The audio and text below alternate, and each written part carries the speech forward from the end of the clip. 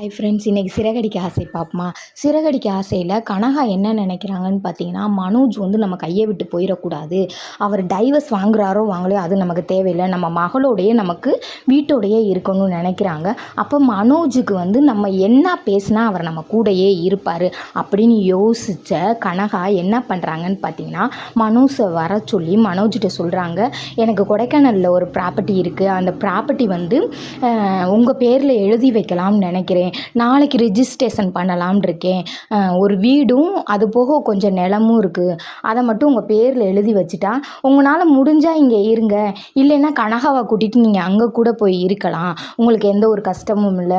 உங்களுக்கு தனியாக வீடு இருக்குது. உங்களுக்கு அங்கேயே உங்களுக்கு எல்லா வேலையும் பார்க்குறதுக்கு ஆட்கள் இருக்காங்க. இல்லை நீங்கள் நம்ம கொடைக்கானலில் அங்கே இருக்க நம்ம எக்ஸ்டேட்டை சுற்றி பார்க்கணும், அதுகளை போயிட்டு வந்து பார்க்கலாம். அதில் ஏதாவது ப்ராஜெக்ட் பார்க்குறீங்க அப்படின்றனாலும் பார்க்கலாம் அப்படின்னு சொல்கிறாங்க. அதை கேட்ட உடனே மனோஜுக்கு தலைகால் புரியலை. மேலேயும் காலையும் நிற்கவே இல்லை.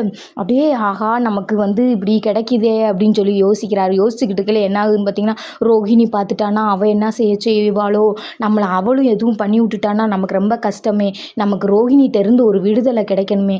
எப்படா நமக்கு ரோஹிணிகிட்டேருந்து டைவர்ஸ் கிடைக்கும்? அதை இவங்கள்ட்டே சொன்னால் இவங்க பணபலத்தில் இவங்களே டைவர்ஸை வாங்கிடுவாங்களோ, அப்போ இவங்கள்ட்டே நம்ம சொல்லுவோமா அப்படின்னு மனோஜ் வந்து கண்ணு மூணு தெரியாமல் யோசிக்கிறாரு. கடைசியில் பார்த்தீங்கன்னா, ஆசைப்பட்டு மனோஜ் வந்து ஏதாவது ஒரு பாலுங்கிணறுல விழுக போகிறாரு. அதுதான் நடக்க போகுது.